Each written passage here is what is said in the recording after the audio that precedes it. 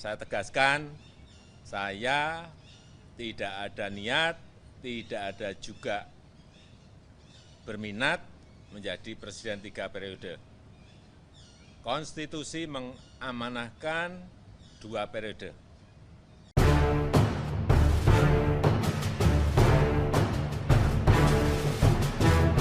Sebelum berlanjut, silakan untuk klik tombol subscribe dan nyalakan loncengnya agar Anda yang pertama kali mendapat informasi dari kami. Membaca kelicikan Demokrat dan PKS tentang wacana Presiden 3 periode. Ditulis oleh Jemima Mulyandari dari siwar.com. Sampai saat ini wacana jabatan Presiden 3 periode beserta amandemen UUD 45 terkait wacana jabatan Presiden 3 periode masih menjadi berita hangat yang terus dibicarakan di negara kita. Padahal Presiden Jokowi sendiri sudah menyampaikan dengan sangat tegas jika dirinya menolak, alias tidak setuju dengan amandemen UUD 45 dan wacana Presiden 3 periode tersebut. Jokowi sama sekali tidak punya keinginan untuk memperpanjang jabatan Presiden menjadi 3 periode. Begitu juga dengan PDI Perjuangan, partai tempat Jokowi bernaung. PDIP juga sudah menolak wacana penambahan masa jabatan Presiden menjadi 3 periode, seiring dengan isu amandemen kelima UUD 1945. Jadi baik Jokowi maupun PDIP tetap berpegang teguh pada pasal 7 UUD 45 yang mengatakan jika masa jabatan Presiden telah diatur secara tegas selama 5 tahun. Dan sesudahnya Presiden dapat dipilih kembali dalam jabatan yang sama hanya untuk 1 kali masa jabatan. Sampai di sini seharusnya sudah clear, tidak perlu ada lagi yang diributkan tentang wacana Presiden 3 periode dan juga amandemen UUD 45. Lawang Jokowi dan PDIP sudah sama-sama bilang tidak kok. Lucunya, topik yang seharusnya tak perlu dibahas lagi ini justru terus diangkat menjadi pembicaraan hangat sampai sekarang. Saling ungkap, bahkan saling tuduh terus digulirkan, lempar sana-sini, tolak sahut bersahutan. Ada yang mengatakan jika wacana jabatan Presiden diperpanjang menjadi 3 periode atau 15 tahun itu diusulkan oleh Ketua MPR Bambang Susatyo. Wakil Ketua MPR Hidayat Nur Wahid menyanggah tuduhan itu dengan menyebutkan bahwa bukan MPR yang pertama kali mengusulkan jabatan Presiden 3 periode. HNW yang juga menjabat sebagai Wakil Ketua Majelis Syura PKS itu menyebutkan orang yang pertama kali mengusulkan jabatan Presiden 3 periode adalah Suhendra Hadi Kuntono atau pakar intelijen. Ada juga Immanuel Ebenezer dari relawan Jokowi Mania yang awalnya mengusulkan durasi jabatan Presiden ditambah selama 2 hingga 3 tahun. Agar bisa jadi solusi menghadapi pandemi COVID-19, akhirnya jadi ikut menolak perpanjangan durasi masa jabatan. Karena isunya jadi merembet ke perpanjangan masa jabatan Presiden 3 periode. Padahal di mata Immanuel, penambahan durasi jabatan Presiden amat berbeda dengan wacana Presiden 3 periode yang harus via pemilu. Immanuel mengaku dirinya juga menolak Presiden 3 periode. Ini jelas aneh, mau seyakin apapun atau mau selempar-lemparan seheboh apapun. Jika Jokowi sendiri sudah mengatakan tegas menolak, harusnya ya sudah tak perlu diperbincangkan lagi wacana Presiden 3 periode ini. Sesederhana itu mestinya. Tapi kenapa kasus ini bukannya berhenti malah jadi tambah memanas, digoreng sana-sini sampai sekarang oleh pihak-pihak lain di luar Jokowi, PDIP, dan relawan Jokowi itu sendiri. Disinilah tanpa bermaksud menuduh, saya jadi membaca ada kelicikan dari pihak oposisi memanfaatkan isu wacana Presiden 3 periode yang harusnya sudah selesai tak perlu dibahas lagi. Jika amandemen UUD 45 tentang wacana Presiden 3 periode ini disetujui bahkan disahkan, itu artinya SBY yang sudah pernah menjabat sebagai Presiden RI 2 periode juga berpeluang menjadi Presiden RI 3 periode. Bau tak sedap mulai tercium di bagian ini.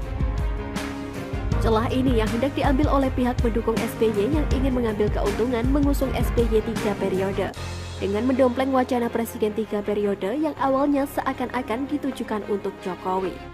Makanya jadi aneh saat isu wacana Presiden 3 periode yang harusnya berhenti dengan sendirinya seiring ketegasan Jokowi, PDIP, dan relawan Jokowi yang menolak. Tapi faktanya sampai sekarang isu tersebut tetap terus bergulir sampai saat ini. Kenapa bisa demikian? Karena dari pihak pendompleng inilah yang memang harus mereka hembuskan demi memuluskan kepentingan golongan yang ingin menjadikan SBY Presiden 3 periode. Jadi intinya begini, saat isu wacana Presiden 3 periode ini terus digoreng, pihak oposisi justru akan makin senang dan berusaha untuk wacana Presiden 3 periode ini tetap ada. Sekalipun Jokowi, PDIP, dan relawan Jokowi sudah tegas menolak. Sebab saat isu itu terus digulirkan, SBY yang selama ini sudah bisa ditebak suka playing victim, akan dengan mudah menerapkan jurus playing victimnya kembali. Saat wacana Presiden 3 periode berhasil terus diangkat, pihak pendukung SBY akan berlagak menolak, padahal dalam hatinya sangat ingin amandemen itu terjadi demi melihat SBY menjadi Presiden 3 periode. Mereka berlagak menentang di hadapan kita semua, padahal di sisi lain mereka juga sangat ingin amandemen itu disahkan. Arahnya jadi begini, saat wacana amandemen itu bisa terus diangkat, pihak oposisi terus akan memainkan peran menentang dengan harapan mendapatkan simpati dari masyarakat yang juga taat pada UUD 45. Dengan demikian, jika wacana amandemen ini tidak jadi disahkan, pihak oposisi akan dapat nama seakan-akan mereka lah yang memperjuangkan demokrasi di negeri ini. Padahal di sisi lain, saat wacana amandemen UUD 45 ini disahkan, mereka jugalah yang bersorak paling girang melihat SBY jadi terbuka lagi peluangnya untuk menjadi Presiden RI 3 periode. Disinilah kita jangan termakan strategi Demokrat dan kroni-kroninya yang pasti akan terus berusaha menaikkan isu wacana Presiden 3 periode ini dengan segala cara. Sebab disetujui atau tidak, pihak mereka lah yang akan diuntungkan selama isu ini terus diangkat.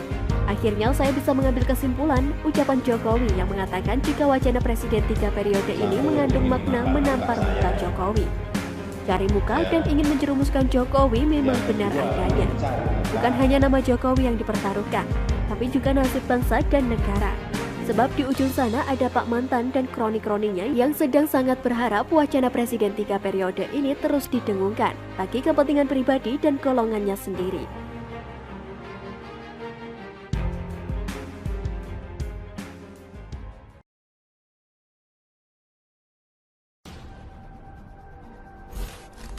Orang ini sebut PKS dan Demokrat seperti oposisi bingung, tulis oleh Sardi di siwar.com. Direktur Lingkar Madani Indonesia, 5 Indonesia, Ray Rangkuti, memberi tanggapan terkait mantan Wakil Ketua DPR Fahri Hamzah yang menyebut partai oposisi plonga-plongo. Sebelum berlanjut, silakan untuk klik tombol subscribe dan nyalakan loncengnya agar Anda yang pertama kali mendapat informasi dari kami.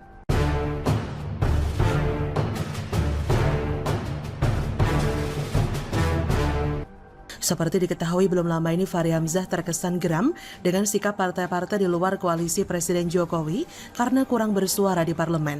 Padahal menurut Fahri, anggota DPR memiliki imunitas untuk memberi kritik terhadap pemerintah, khususnya untuk partai oposisi yang menjadi harapan rakyat. Begini ya, oposisi di parlemen ini bukan oposisi yang sesungguhnya. Oposisi yang benar-benar terlihat gelagatnya saat ini ada dua, yaitu Demokrat dan PKS. Mereka bukan oposisi yang konstruktif. Lebih mirip dengan kelompok tukang nyinyir yang tiap hari kerjanya selalu mencari celah atau bahan untuk nyinyirannya. Biasanya PKS selalu nyinyir dengan mengusung tema yang penting tampil beda. Tak peduli apa yang dikomat-kamitkan, yang penting nyinyir meski malu-maluin. Akan tetapi posisi ini sejak sekarang digantikan oleh Demokrat. Sejak beberapa bulan lalu, Demokrat terus melempar nyinyiran, bahkan kadang sifatnya kontroversial dan tidak etis. Awal mulanya datang saat AHY bicara soal kudeta di dalam tubuh Partai Demokrat yang dilakukan oleh Muldoko. Seterusnya Demokrat melalui kader-kadernya terus melakukan serangan dalam banyak hal. Tapi yaitu, kritikannya tidak konstruktif, cenderung nyinyir, berlandaskan ketidaksukaan, subjektif dan kadang ugal-ugalan.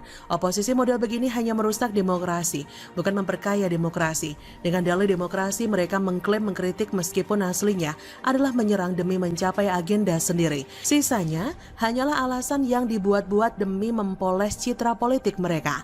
Kata Ray Rangkuti, saya setuju pada substansi kritik Fahri Hamzah. PKS dan Demokrat seperti oposisi bingung. Menurut Ray, PKS dan Partai Demokrat tidak melakukan sejumlah gebrakan yang bisa menghasilkan terobosan jangka panjang. Dia berkata, tidak ada terobosan penting dan mewah, mereka hanya ikut ritme harian politik. Ritme tersebut juga bersifat temporal dan jangka pendek. Ray Rangkuti juga menilai kedua partai yang berseberangan dengan koalisi Jokowi tersebut hanya berusaha mencari sensasi saja. Mereka tidak bereaksi atas revisi Undang-Undang KPK, pengesahan Omnibus Law, Undang-Undang Minerba, padahal ini sudah padahal ini isu substantif dan mendapat perhatian rakyat Indonesia, kata Ray Rangkuti. Benar, oposisi ini hanya sekedar cari sensasi demi kepentingan politik sendiri. Jargon koalisi bersama rakyat, berjuang dan menderita bersama rakyat, nangis mewek di pojokan bersama rakyat, itu hanya alasan basi. Coba lihat nyinyiran mereka. Apakah mereka pernah berikan solusi konkret atas permasalahan yang mereka ributkan? Jarang atau bahkan hampir tidak pernah kan? Mereka hanya nyinyir untuk mendiskreditkan pemerintah, membuatnya tidak dipercayai rakyat dengan tujuan agar rakyat menempatkan harapan kepada mereka. Mereka mau menjadi pahlawan dengan menjelekkan pihak lain. Saya rasa rakyat sekarang pun sudah cerdas menyikapi ini. Meski ada sebagian yang masih mudah diperdayai. Kalau disebut oposisi bingung mungkin ini karena tidak tahu lagi harus melakukan apa untuk didukung rakyat.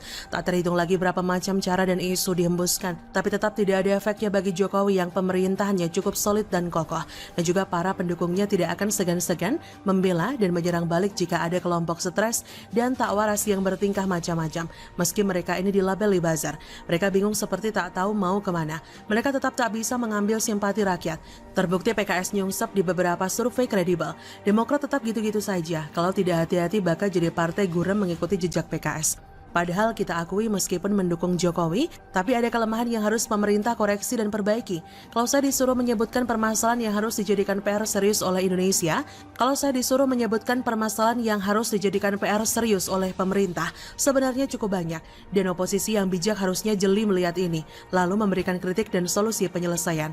Tapi mereka sayangnya terlalu nafsu, nyinyir membabi buta, targetnya isu receh dan tak bermutu. Jadinya rakyat muak dan tidak simpati, niatnya mau jadi pahlawan malah dianggap sebagai tukang bising politik.